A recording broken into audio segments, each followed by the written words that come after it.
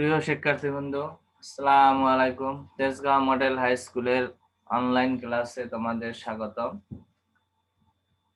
আমি আজকে তোমাদের ব্যবসা উদ্যোগ পাঠ হতে ব্যবসায় আর্থসামাজিক উন্নয়নে, দেশের আর্থসামাজিক উন্নয়নে ব্যবসায়ের গুরুত্ব কি সে বিষয়ে আমরা আলোচনা করব। তাহলে আজকে আমাদের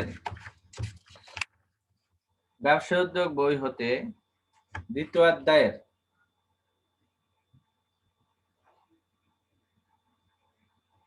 অধ্যায়ের আর্থসামাজিক উন্নয়নে ব্যবসায় উদ্যোগের গুরুত্ব, অর্থাৎ ব্যবসায়ের উদ্যোগ নেওয়া, ব্যবসা শুরু করা দেশের আর্থসামাজিক উন্নয়নের জন্য কতটা গুরুত্ব বহন করে সে বিষয়ে আমরা আলোচনা করব। আশা করি তোমরা আজকের ক্লাসটি সাথে অংশগ্রহণ করার জন্য সবাই প্রস্তুত। তাহলে আমরা আজকের আলোচনা শুরু করি। আর্থ সামাজিক উন্নয়নে ব্যবসায়ে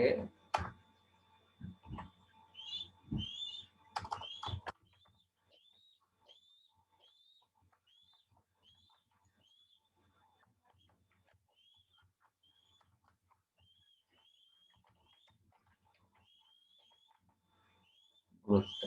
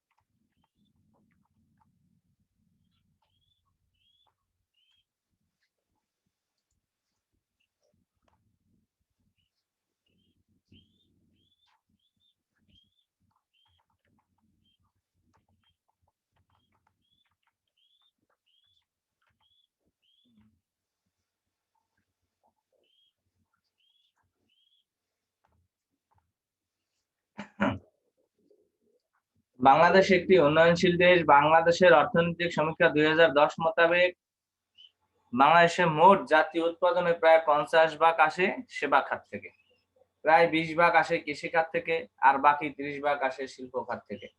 যে কোনো দেশের উন্নয়নে শিল্প খাত মুখ্য ভূমিকা পালন করে। ব্যবসায়ী উদ্যোগের মাধ্যমে শিল্প খাত সহ সকল খাতেই উন্নয়ন সম্ভব। ব্যবসায় উদ্যোগ আমাদের দেশের আর্থসামাজিক উন্নয়ন অনেক অবদান রাখতে পারে। তাহলে কি ভাবে আমাদের এই ব্যবসা উদ্যোগ আর্থসামাজিক উন্নয়নের ভূমিকা রাখতে পারে, আমরা সে বিষয়টি দেখি। প্রথমে আছে সম্পদের সঠিক ব্যবহার।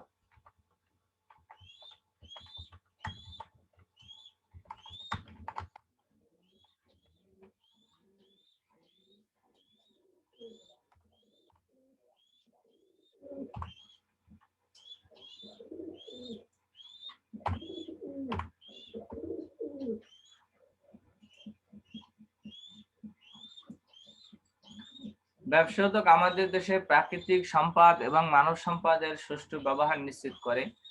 তাছাড়া নতুন নতুন শিল্প স্থাপনের মাধ্যমে বিনিয়োগ বৃদ্ধি এবং সম্পদের সুষ্ঠু ব্যবহারে নিশ্চিত করা সম্ভব।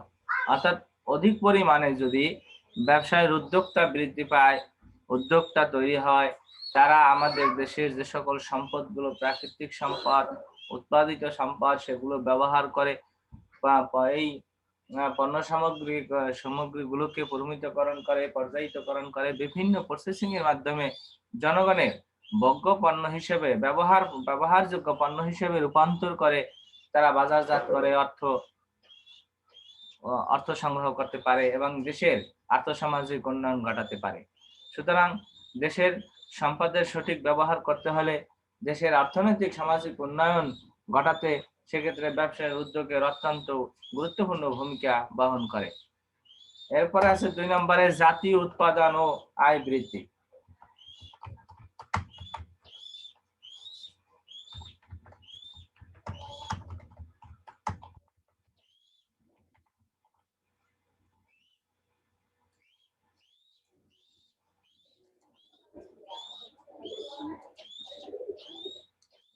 জাতীয় উৎপাদন ব্যবসায়ের উদ্যোগের মাধ্যমে দেশের জাতীয় আয় বৃদ্ধি পায়, ফলে সরকার কর্তৃক নির্ধারিত জাতীয় আয় বৃদ্ধি লক্ষ্যমাত্রা অর্জন করা সম্ভব হয়।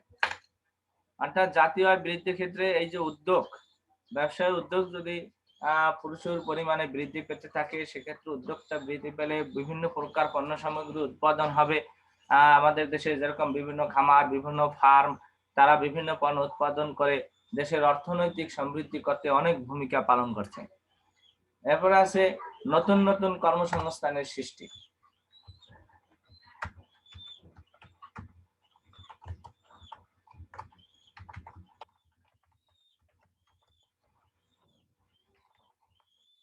নতুন নতুন কর্মসংস্থানের সৃষ্টি অর্থাৎ দেশের যত পরিমাণে শিল্প কারখানা, ব্যবসা প্রতিষ্ঠান তৈরি হবে, তত পরিমাণে নতুন নতুন কর্মসংস্থানের সৃষ্টি হবে। অর্থাৎ ব্যবসা, শিল্প কারখানা যত বেশি বৃদ্ধি পাবে, তত বেশি কর্মসংস্থানের ব্যবস্থা হবে, দেশের বেকারত্ব দূরীকরণ হবে। একটি কারখানা তৈরি হলে সেখানে প্রচুর পরিমাণ লোক কাজ করতে পারে, শিক্ষিত অশিক্ষিত সকল লোকগুলো কাজ করে তারা অর্থ উপার্জন করতে পারে, যার ফলে দেশের আর্থসামাজিক উন্নয়নের অনেক ভূমিকা রাখে। এরপরে দক্ষ মানব সম্পদ সৃষ্টি।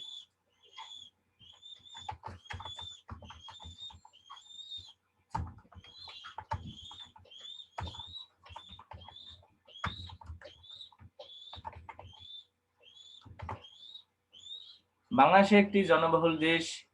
আমাদের দেশ বিশাল জনসংখ্যাই আমাদের সম্পদ হতে পারে, কারণ ব্যবসার উদ্যোগ দেশের অদক্ষ জনগোষ্ঠীকে উৎপাদনশীল কাজে নিয়োজিত করে দক্ষ মানব সম্পদে রূপান্তর করতে পারে।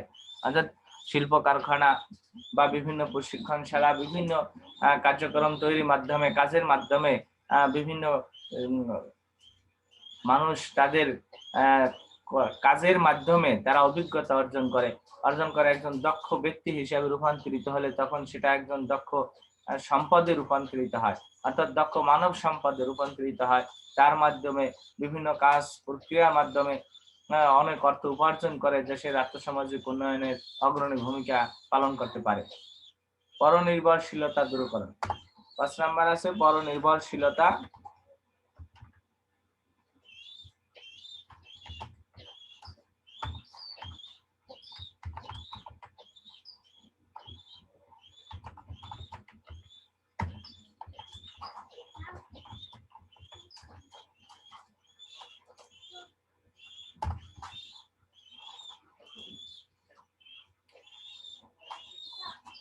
যত একটি দেশের যত কম শিল্প কারখানা হবে, দেশের উন্নয়ন তত কম হবে। ওই দেশের জনগণকে অন্য দেশে গিয়ে কাজ করার কর্মসংস্থান খুঁজতে হবে, বিধায় তারা ওই দেশ এবং ওই ব্যক্তি তারা অন্য দেশের উপরে নির্ভরশীল হবে।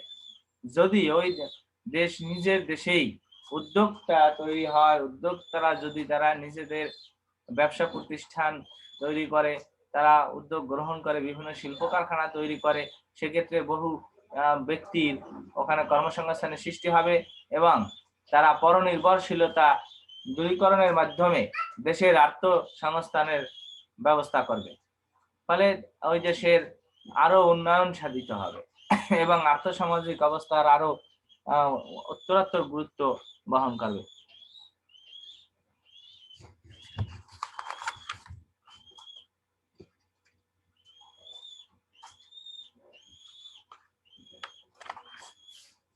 অর্থাৎ আমরা দেখতে পারি যে আর্থসামাজিক উন্নয়নে ব্যবসায়ের উদ্যোগের গুরুত্ব কত, সম্পদের সঠিক ব্যবহার, জাতীয় উৎপাদন ও আয় বৃদ্ধি, নতুন নতুন কর্মসংস্থানের সৃষ্টি, দক্ষ মানব সম্পদ সৃষ্টি, পরনির্ভরশীলতা দূরীকরণ।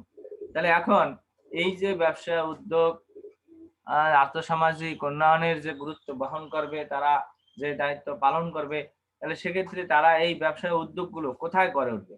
তাদের ব্যবসাগুলো পরিচালনা করতে হলে সেখানে ব্যবসায় উদ্যোগ গড়ে ওঠার জন্য এক অনুকূল পরিবেশ তৈরি। তাহলে এখন আমরা আলোচনা করব ব্যবসায় উদ্যোগ গড়ে ওঠা অনুকূল পরিবেশ।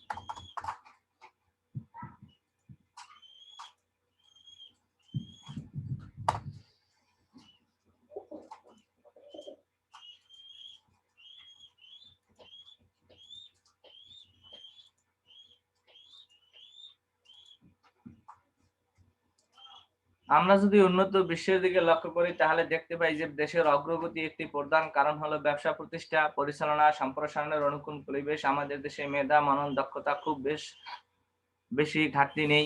শুধুমাত্র অনুকূল পরিবেশের অভাবে আমাদের দেশে অগ্রযাত্রা ব্যাহত হচ্ছে। ব্যবসায়ের উদ্যোগ গড়ে ওঠার জন্য নিম্নোক্ত অনুকূল পরিবেশগুলো থাকা দরকার। সেগুলো কি?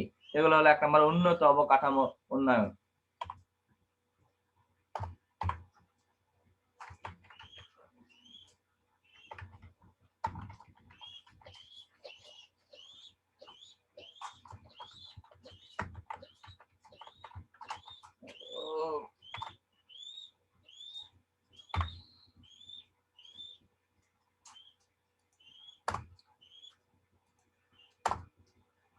তাহলে আমরা দেখতে পাই ব্যবসা পরিচালনার জন্য আনুষঙ্গিক কিছু সুযোগ সুবিধা যেমন বিদ্যুৎ, গ্যাস ও যাতায়াত ব্যবস্থা দরকার। ব্যবসার অনুকূল পরিবেশ সৃষ্টির জন্য এ সকল উপাদান থাকা অবশ্যই বাঞ্ছনীয়। অর্থাৎ এই সকল জিনিসগুলো যদি থাকে তাহলে যারা উদ্যোগ গ্রহণ করবে তারা ব্যবসার উদ্যোগ গ্রহণ করার ক্ষেত্রে ব্যবসা পরিচালনার ক্ষেত্রে অনেক ধরনের সুবিধা ভোগ করে থাকবে। এরপরে সরকারি পৃষ্ঠপোষকতা।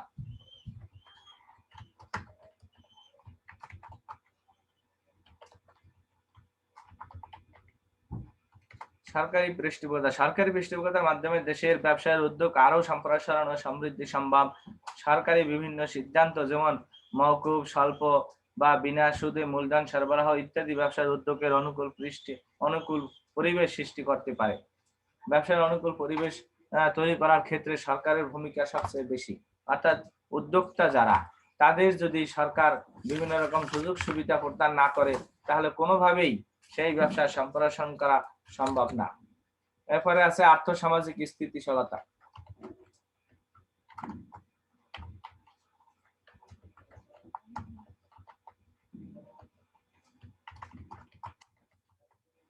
অর্থনৈতিক ও রাজনৈতিক ও সামাজিক স্থিতিশীলতা যেমন ব্যবসার উদ্যোগের অনুকূল পরিবেশ সৃষ্টি করে, তেমনি অর্থনৈতিক ও রাজনৈতিক সামাজিক স্থিরতা ব্যবসার উদ্যোগের উপর বিরূপ প্রভাব ফেলতে পারে।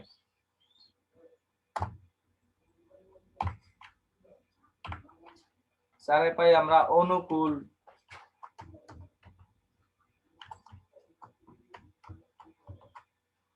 আইন শৃঙ্খলা।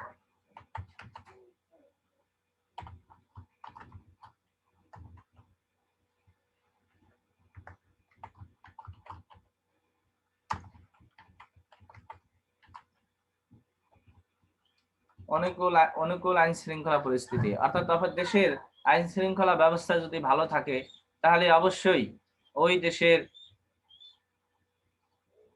যারা ব্যবসা উদ্যোগ গ্রহণ করবে তাদের জন্য অত্যন্ত সুবিধাজনক ভূমিকা পালন করবে। অর্থাৎ আইন শৃঙ্খলা অবশ্যই শান্ত থাকতে হবে যাতে ব্যবসার প্রসার আরো সুবিধা হয়। পর্যাপ্ত পুঁজির প্রাপ্যতা।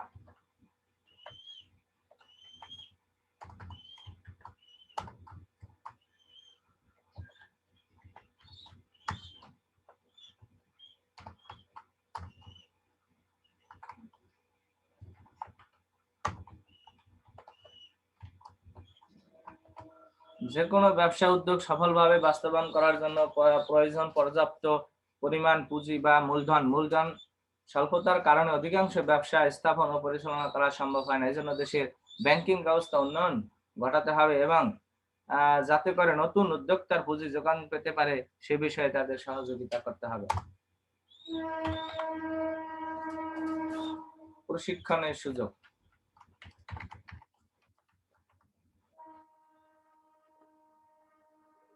প্রশিক্ষণের অভাবে অনেক সময় সুযোগ থাকা সত্ত্বেও সঠিক পদক্ষেপ নেওয়া সম্ভব হয় না।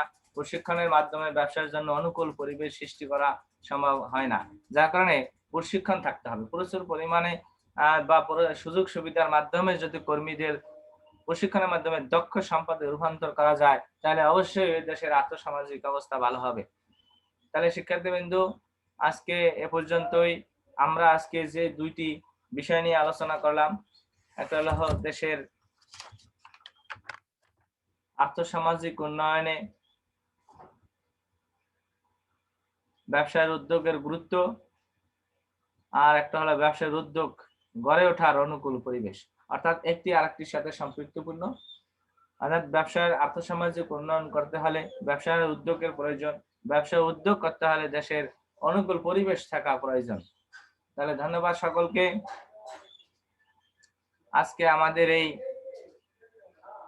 নবম ও দশম শ্রেণীর ব্যবসা উদ্যোগ দ্বিতীয় অধ্যায়ের পাঠে আমাদের এই বিষয়ে আলোচনার সাথে তোমাদের থাকার জন্য ধন্যবাদ সকলকে।